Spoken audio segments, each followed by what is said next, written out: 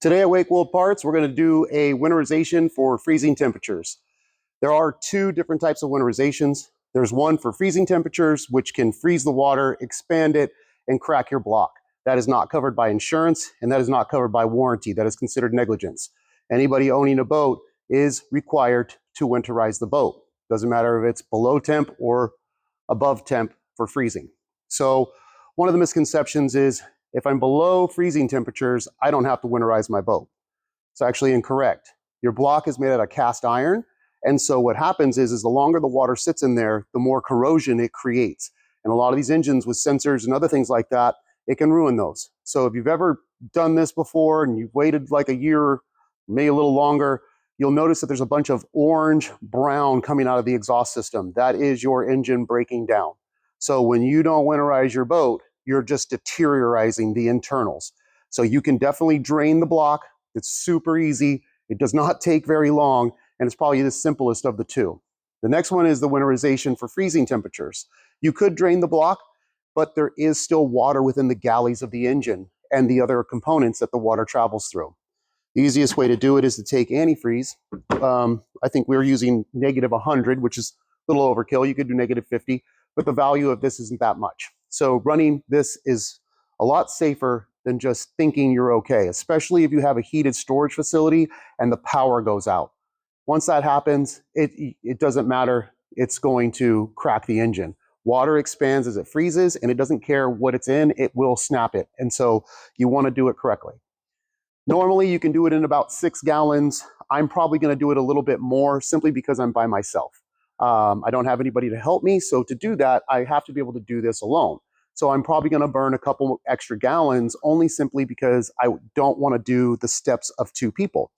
The way we do it is when you're going to winterize with antifreeze, the lower the nose of the boat is, the longer it's going to take you and the more antifreeze you have to use. So you want to get it on a plain field or raise it up. That's because all of the plumbing for the ballast system is going to be in the rear of the boat on the bottom. So the higher you can get it, the quicker the antifreeze is going to enter in the ballast pump system and put antifreeze within the pumps and the lines, guaranteeing that even if it freezes, it will not cause any damage to your ballast system. And then also as well as your engine. Your engine is going to suck it up, so the direction isn't as bad, but we're going to go ahead and show you that. I have 2 tools here that I've created.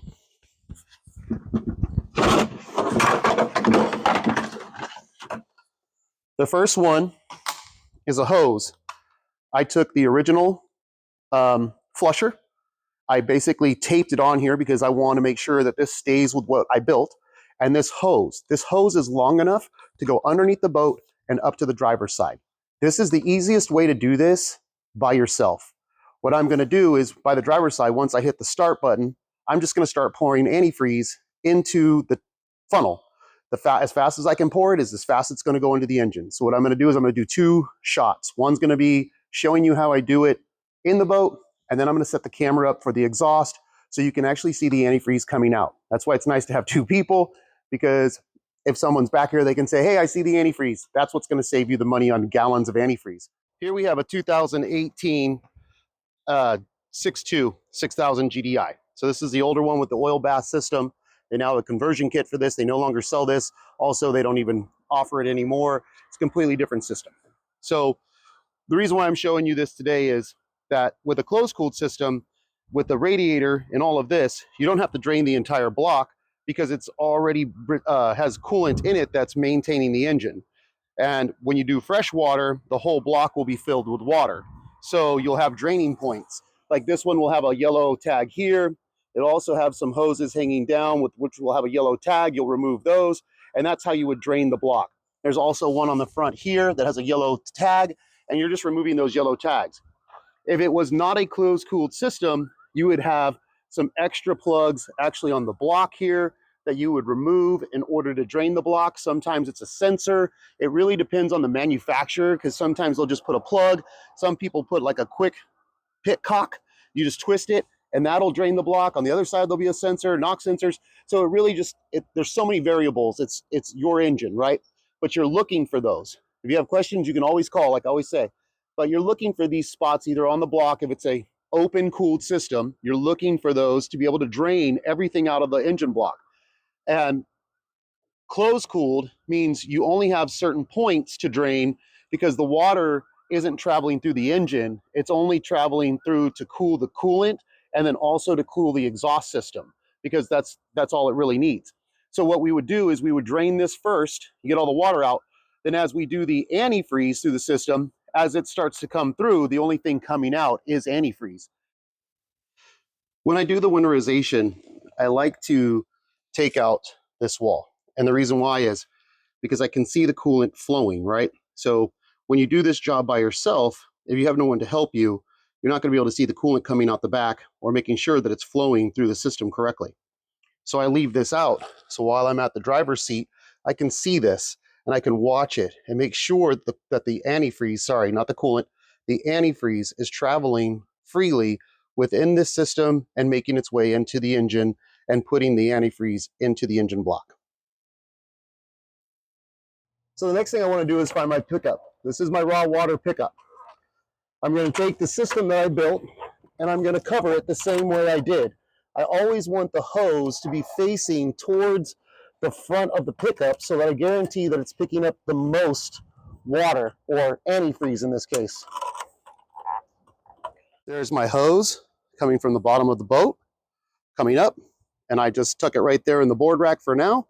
And then all I'm going to do is turn the engine on and start adding antifreeze. I got the power on and I'm ready to get this started. I've got my hose hooked up. I've also got the back panel out because once again, I want to make sure antifreeze is getting picked up, or I need to turn the engine off. I can't just assume it's coming through the boat system. I need to be able to know what's going on because once again, I'm doing this by myself with no help.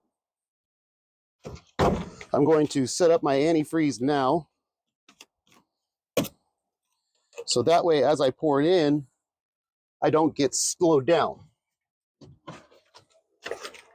I want to make sure that I keep liquids flowing through the engine.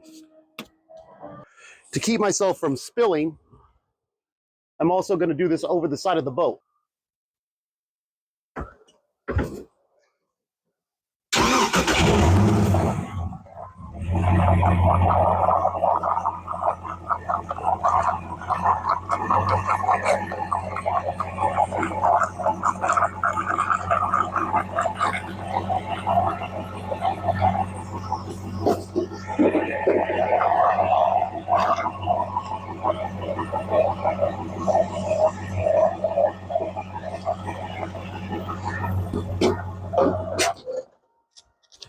So that's going to be from inside the boat.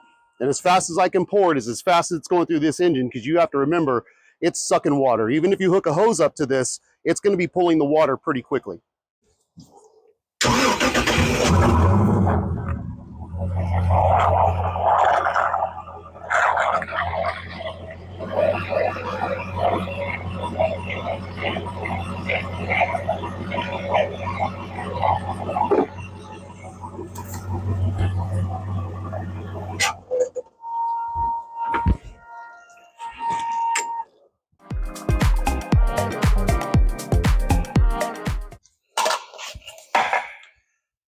The next one I have is a smaller funnel. This is going to be for the ballast system. So we're going to go ahead and use this to fill the ballast. I'm going to explain it as I go along, but the rear ballast, the best way to do it is to remove the bag fittings, put this directly in that rear hose, that basically, because the bags are gravity filled. So once you empty them, they fill into the tank. So if you just remove that hose, put this in there, and you pour a gallon. Normally it's a half a gallon, but I'm going to do probably a gallon for everything just because I want it to work right away for this video. Everybody knows the pump sounds. It's going to go from loud to quiet. So it's going to go,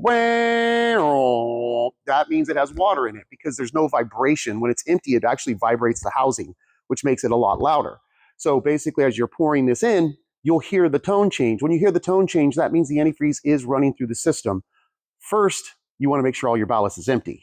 So just hit empty first, make sure all the pumps run and they don't make any water noise, and you're not just mixing antifreeze with water because you may have 10 gallons in there, you may have 20 gallons, who knows, your timers might be off, your sensor might be off, or you might have shut it off before it could empty. So empty ballast first, as well as the engine.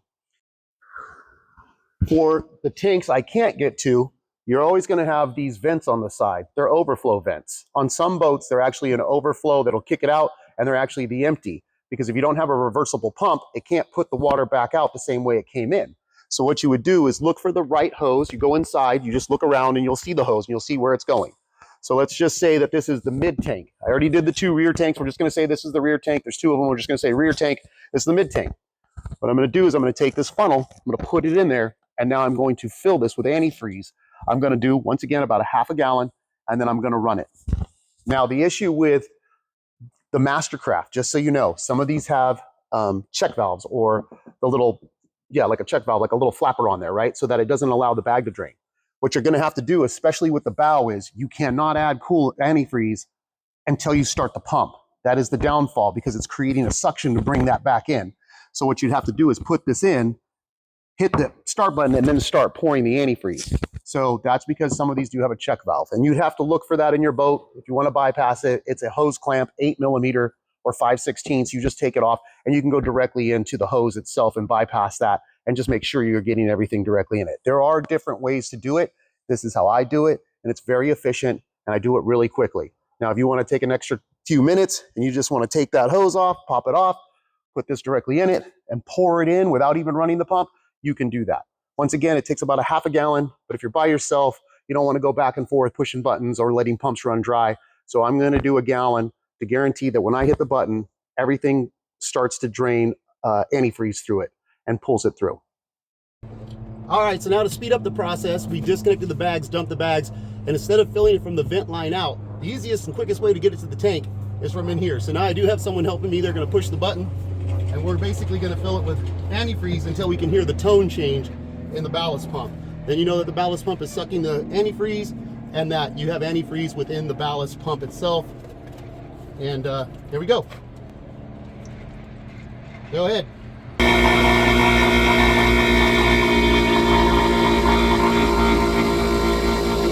Go ahead and turn it off. And there you go. So you heard the pump go from loud to a little bit of a tone. That means there's antifreeze in there. We already did it one time. I just did it again to basically show you that you want to wait. You want to put some antifreeze into the tank first before you run it, or you're going to be pouring it until it actually gets enough coolant or antifreeze in there to get to the pump. So you don't want to be running the pump dry the whole time waiting for antifreeze to get there. Make sure you put some in, get it almost to where the pump should be, run it, and then once you hear that tone change, shut it off, because then you don't want to get all the antifreeze out of the system. And that's it. So now there's antifreeze in the tank, there's antifreeze in the hoses, and there's antifreeze in the impeller pump. So those are all protected now, and they will not freeze. There's no water left in them because we've now siphoned all of that out. We've made sure the tanks were empty of water, and then we ran straight antifreeze. And that's it. That's going to be for the rear ballast. Now we'll do the mid and forward.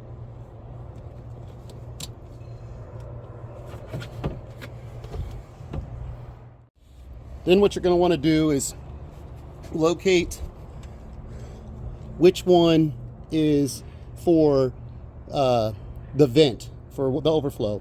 So for the mid tank on this one, it's going to be the hose or the hole on the right. So what we're going to do is put the tube inside that hole, fill it up with some antifreeze before we hit the drain, and then listen for the pump change, the tone change.